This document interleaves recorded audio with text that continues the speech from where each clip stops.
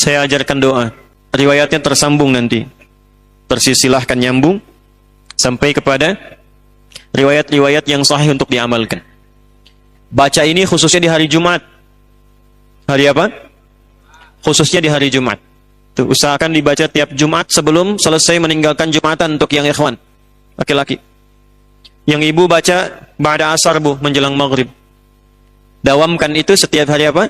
Jumat khususnya. Boleh dibaca dalam setiap hari, setiap selesai sholat boleh. Tapi Jumat itu spesial. Itu nanti riwayat yang mutasalsilah diajarkan para ulama kita. Saya mendapatkan juga itu. Ya, secara bersanad sampai ke ulama. Pak Ustadz, doakan saya agar bisa terbebas dari hutang riba. Saya zalim kepada orang tua dan saya ingin istiqomah dalam berhijrah ini, serta saya ingin menjadi salah satu murid Pak Ustadz. Kita doakan sama-sama semoga Allah Subhanahu wa taala membebaskan kita semua, baik yang bertanya, meminta ataupun kita, dari segala yang Allah larang. Semoga kita dijauhkan dari segala hal yang buruk dalam pergaulan materi, semoga dibebaskan dari tipu menipu, sogok menyogok. Semoga dijauhkan dari korupsi dan semoga dibebaskan dari perbuatan riba. Riba itu rumusnya begini. Wa ahallallahu al-bai'a wa harrama riba. Ya. Allah menghalalkan jual beli dan mengharamkan riba. Dan janji Allah, kalau riba ditinggalkan, itu aktivitas niaganya oleh Allah akan diganti dengan yang lebih berkah dan sifatnya lebih menguntungkan dunia akhirat. Jadi meninggalkan riba itu bukan rugi, tapi untung. Itu dulu yang dipahamkan dalam benak kita. Meninggalkan riba itu bukan rugi, tapi untung. Ya. Yamhaqullahu riba wa yurbis shadaqat. Sebaliknya, orang yang terjebak dalam riba seakan-akan mendapatkan yang banyak. Padahal nanti kata Allah akan tersiksa dengan ribanya. Bukan cuma di cicilannya, pikirannya, dan yang terkumpul yang terasa banyak itu nggak ada keberkahannya. Gini.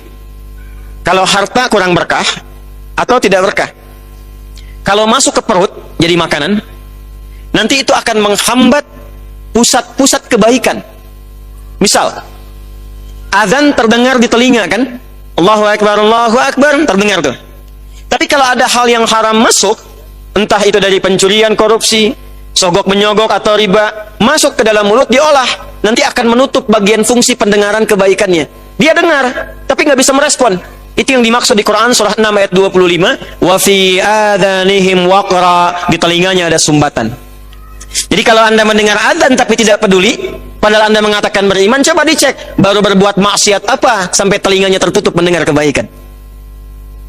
Anda pulang dari kantor lewat pusdai yang ke masjid banyak, waktu sholat sudah tiba, Anda yang lewat situ tapi kok bisa nggak tertarik untuk sholat? Tanyakan, baru berbuat maksiat apa sampai matanya nggak peka pada kebaikan? Mushaf di rumah banyak, dari yang kecil yang masuk saku sampai yang paling besar yang nggak bisa disakuin, tapi cuma jadi pajangan, nggak bisa baca, padahal tiap hari lihat. Tanyakan pada diri kita, pada diri masing-masing, dosa apa sampai nggak bisa baca mushaf itu? Makanya ada ulama mengatakan begini, kalau sehari nggak bisa baca Quran sedangkan di rumah mushafnya banyak, tengah malam bangun, masuk ke ruang tengah, ambil mushaf yang paling besar, jangan dulu dibaca, bentangkan dulu, lalu tanyakan pada diri sendiri, ya Allah, dosa apa saya sampai nggak bisa baca Quran ini? Satu. Jadi kalau ada orang yang sudah diarahkan pada kebaikan belum tergerak, itu cuma dua penyebabnya. Satu maksiat, kedua dunia yang berlebihan. Hubbud dunia, dunia yang berlebihan. Yang kedua, kalau sudah masuk ke perut harta yang tidak halal itu, maka nanti akan menghijab kolbu, sehingga apa yang dimohonkan kepada Allah berupa kebaikan terkadang tidak langsung sampai ke dalam kolbunya. Sifat doa itu, kalau dimintakan, itu sifat dasarnya dikabulkan. Dalilnya Al-Baqarah ayat 186. Wa idza sa'alaka 'ibadi 'anni fa inni qarib ujibu da'watad da'i idza da'an. Dalil yang lain, wa qala rabbukum ud'uni astajib lakum. Jadi doa itu kalau diminta, sifatnya diminta, itu pasti dikabul. Kalau dimintakan, pasti dikabulkan. Baik itu seketika saat diminta, kalau memang yang diminta itu kebutuhan kita, maslahatnya dunia akhirat. Atau ditunda, sampai kita memang sanggup menjalani apa yang diminta itu. Antum punya anak 5 tahun, minta diberikan motor, dikasih nggak? Tapi antum punya kemampuan, hartanya ada, cuman kan anaknya belum siap. Saat dia siap, baru diberikan. Maka anda katakan, nanti nak ya, nih uangnya sudah ada, simpan dulu, begitu kamu sanggup, bisa, baru papa belikan. Sekarang motor-motoran aja dulu. Kadang kan ngambek dulu kan, nggak mau papa, nggak mau, pengen motor beneran gitu kan. Pengen yang kayak si fulan, saya nggak sebut nama supaya tidak endorse. Ya? Maka diberikanlah motor-motoran mereknya si fulan. Awalnya nggak nyaman, tapi menikmati. Tapi terkadang nggak sadar setelah 17 tahun, bapaknya berikan motor, ternyata itu permintaan dia waktu 5 tahun lalu, saat usianya 5 tahun. Tapi dia nggak sadar bahwa itu permintaan dia yang dulu. Kadang-kadang doa itu begitu. Anda minta sekarang, tapi Allah lihat Anda belum siap. Ya Allah, anugerahkan aku motor, ya Allah, aku sudah berusaha. Sepeda dulu aja. Kalau nanti kamu dikasih motor, kamu riak. Muncul sifat riak yang belum dilatih itu. Keliling-keliling komplek, akhi ayo ke masjid, padahal cuma mau tunjukkan saya punya motor baru. Nggak kerasa. Ketika sudah siap baru diberikan. Ada yang ketiga, Allah mengganti apa yang diinginkan dengan memberi apa yang dibutuhkan. Anda punya anak sakit, bawa ke dokter. Kata dokter, ini kalau makan buah nggak boleh makan apel, yang bagus jeruk. Pulang dari rumah sakit, anak Anda minta, lihat tukang buah, mama mau apel, mama mau apel. Ini aja nak, jeruk. Nggak mau apel. Ini aja deh, jeruk rasa apel. Kasih. Diberikan yang lebih baik, yang sesuai dengan kebutuhan. Doa pengen ke ITB, lulusnya ujian di Unpad. Doa pengen ke Unpad, lulus ujiannya misalnya di UI. Doa pengen ke UI, lulusnya di IAIN. Bisa terjadi. Kita tidak tahu apa yang terjadi di masa depan. Saya dulu pengen satu kampus yang A, karena saya pernah ikut daurah di dalamnya sebelum lulus di pesantren. Pengennya ke Madinah, lulusnya ke Libya. Tapi ternyata di Libya itu mazhabnya mazhab Imam Malik, imam pertama, imam Darul Hijrah yang memang berlaku di Madinah. Setelah itu jalan ke Mesir, mazhabnya Syafi'i. Belajar tafsir dari Syekh Muhammad Sayyid Tantawi. Dari situ berangkat kemudian ke Mekah. Tugas haji, tenaga musiman, mampir ke Ummul Qura, belajar, mampir ke Madinah, dapat Hambali. Pulang lagi ketemu yang Asia Selatan, Pakistan, India, Bangladesh, IPB, India, Pakistan, Bangladesh. Ya. Cina, madhabnya Hanafi. Jadi kita harap-harap ke satu tempat, kata Allah jangan dulu ke sini, lewat sini dulu, karena engkau pulang akan menghadapi masyarakat yang bukan bermadhab 1-2. Mungkin di tempat A madhabnya Hambali, kunutnya tidak pakai kecuali nazilah. Tempat B Syafi'i, kunutnya keras jahar. Tempat C Hanafi nggak pakai kunut. Kamu akan pulang yang semuanya ada. Yang kunut ada, yang tidak kunut ada, yang nggak subuhan pun ada. Harus lengkap. Kadang-kadang pengennya A, Allah berikan B, mengganti apa yang diinginkan dengan apa yang kita butuhkan. Tapi ada orang yang dikasih nggak masuk, bukan nggak dikabulkan. Jadi Allah sudah kabulkan kasih, tapi mental. Kenapa? Karena cawan hatinya tertutup begini. Ini yang dimaksud hadis Nabi. Thumma dzakara rajula yutilu as-safara ash'atha aghbara yamuddu yadayhi ila as-sama' fayaqulu ya Rabb.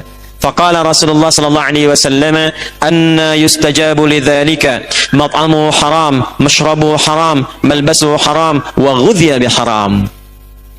Ada seorang menempuh perjalanan panjang, safar. Orang yang safar doanya mustajab. Orang yang safar doanya apa? Tapi syaratnya safar untuk kebaikan. Lebih bagus lagi untuk ibadah. Umrah. Bu. Ya. Saya di Sumatera, Bu, yo. Ini ya. Ibu kalau mau umrah, jangan banyak bikin status, banyak berdoa. Antum yang ikhwan juga sama. Sedang menunggu keberangkatan. Mohon doa dari semua ya. Aminkan.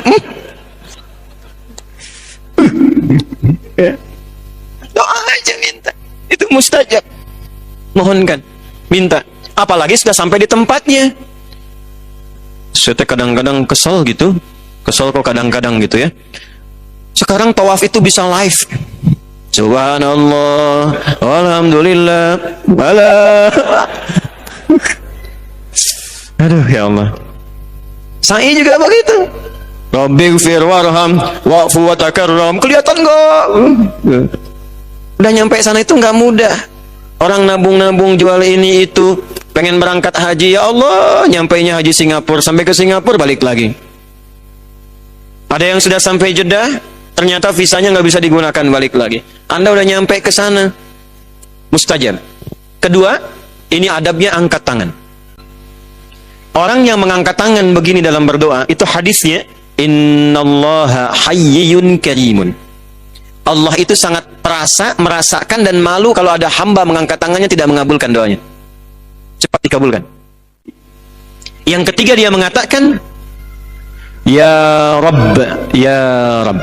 Sudah masuk Isya? 1 menit lagi. Ya Rabb, ya Rabb. Rumus ketiga, awali dengan al-asma'ul husna. Apa? Al-asma'ul husna.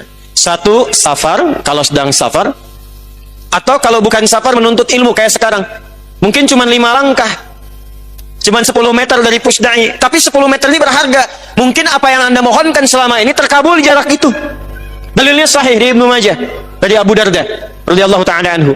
Man salaka tariqan yaltamisu fihi ilma sahalallahu lahu tariqan ila al-jannah wa innal malaikata la tad'u ajnihataha bi dhanni talibil ilmi.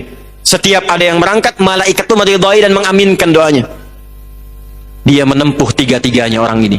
Di jalan, mengangkat tangan, dan memulai dengan asmaul husna. Tapi komen dari Nabi, kalau sudah Nabi komen, like, share, and subscribe. Apa komennya Nabi? Kata Nabi, nanti kita lanjutkan setelah menunaikan sholat Isya berjamaah. Karena sudah masuk Isya sekarang ya. Nanti kita lanjutkan kembali. Subhanakallahumma bihamdika asyhadu an la ilaha illa anta astaghfiruka wa atubu ilaik. Assalamualaikum warahmatullahi wabarakatuh. Assalamualaikum warahmatullahi wabarakatuh. Hadirin sekalian, kita telah menunaikan sholat Isya berjamaah WIB waktu Indonesia bagian Bandung. Semoga semua sholat dan doa kita diterima oleh Allah Subhanahu wa ta'ala. Kita lanjutkan. Orang-orang yang membebaskan diri dari dosa berusaha memperbaiki hidup, baik di amaliyah jasmaniyah, perbuatan yang dilahirkan dari produk jasmani, mulut berbicara, tangan bergerak, kaki melangkah, yang kadang disadari atau tidak pernah salah. Mulut seharusnya berkata baik, tapi lisannya berkata yang tidak baik. Kaki melangkah kepada yang baik, tapi melangkah kepada yang tidak baik. Itu jasmania. Ada maliyah, harta. Baik memperolehnya, dari mana diperoleh, kemana digunakannya. Ada yang memperolehnya baik, tapi digunakan pada tempat yang tidak baik. Betul, bekerja halal tidak ada masalah, tapi diberikan produk-produk yang dilarang oleh agama. Ada yang kedua, mendapatkannya tidak baik, dikeluarkannya pun tidak baik juga. Korupsi, judi, digunakannya untuk maksiat, double kesalahannya. Ada yang unik, didapatkan dari yang tidak baik, tapi pengen digunakan pada yang baik, dan biasanya nggak banyak dikeluarinnya. Hasil korupsi pengen nyumbang masjid gitu, ya. Hasil dari yang haram pengen dipakai kegiatan sosial gitu. Hal-hal yang demikian nanti akan berpengaruh, tadi disampaikan, kalau masuk ke dalam tubuh seseorang. Maka seperti tadi dikisahkan menjelang Isya, Nabi mengomentari tentang seorang yang menempuh perjalanan panjang dalam kebaikan. Lalu orang itu ingin berdoa mengangkat tangan, lalu menutup dengan al-asma'ul husna, mengatakan ya Rabb, ya Rabb. Secara kaidah, doanya semestinya dikabulkan 3 kali lebih cepat dari orang biasa. Karena safar mempercepat, mengangkat tangan mempercepat, dan memulai dengan al-asma'ul husna itu bahkan yang dimintakan oleh Quran. Quran surah 17 Al-Isra Dari ayat 110 itu. Qul ud'ullaha aw ud'ur rahman ayyamma tad'u falahul asmaul husna. Walillahil asmaul husna fad'uhu biha. Pilih sesuai dengan kebutuhan. Jadi enggak harus disebut semua. Allah ya Rahman ya Rahim ya Malik ya Qudus dan seterusnya. Bisa dipilih salah satu. Ya Allah, butuh apa? Rizki, ya Razak. Anda sedang belajar, besok mau ujian, ya Allah, ya Alim. Punya masalah, ya Allah, ya Al-Fattah. Orang ini menyebut nama Allah dengan sifat rububiyahnya yang seharusnya cepat mengabulkan, ya Rabb. Apa komentar Nabi? Anna yustajabu lidzalika. Bagaimana doanya bisa dijawab? Mat'amu haramun, sumber makanannya haram. Mashrabu haramun, minumannya haram. Malbasu haramun, pakaiannya haram. Wa ghudhiya bi haramin, dan perangkat hidupnya haram. Jadi haram itu bukan hanya akan menutup sumber-sumber informasi kebaikan, tapi saat yang bersamaan juga bisa menghijab antara permohonan dengan jawaban doa yang Allah kabulkan. Makanya hati-hati dari yang haram ya. Saya ajarkan doa. Riwayatnya tersambung nanti. Tersilsilahkan nyambung sampai kepada riwayat-riwayat yang sahih untuk diamalkan. Baca ini khususnya di hari Jumat. Hari apa? Khususnya di hari Jumat. Anda boleh catat, atau Anda boleh rekam, atau Anda boleh lihat kembali rekamannya nanti setelah tuntas kajian. Allahumma kfina.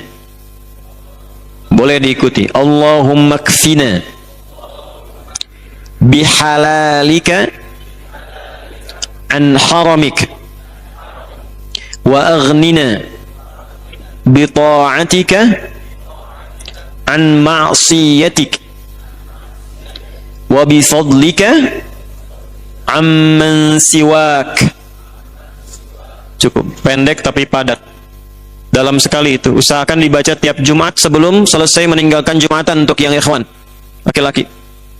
Yang ibu baca ba'da asar bu, menjelang maghrib. Singkat itu. Allahumma kfina bihalalika an haramik, ya Allah, mohon cukupkan hidup kami ini dengan semua yang halal dan jauhkan dari yang haram. Wa aghnina bi ta'atika an ma'siyatik, dan mohon ya Allah perkaya kepribadian kami dengan semua jenis ketaatan kepadamu dan jauhkan dari maksiat. Wa bi fadlika amman siwak, dan berikan rizki kepada kami yang paling utama darimu, dan kami berserah kepadamu dari selainmu. Dawamkan itu setiap hari apa? Jumat khususnya. Boleh dibaca dalam setiap hari, setiap selesai sholat boleh. Tapi Jumat itu spesial. Itu nanti riwayat di mutasalsilah diajarkan para ulama kita. Saya mendapatkan juga itu. Ya, secara bersanad sampai ke ulama. Itu jawaban yang pertama tadi, yang memakan waktu dari ba'da maghrib sampai isya.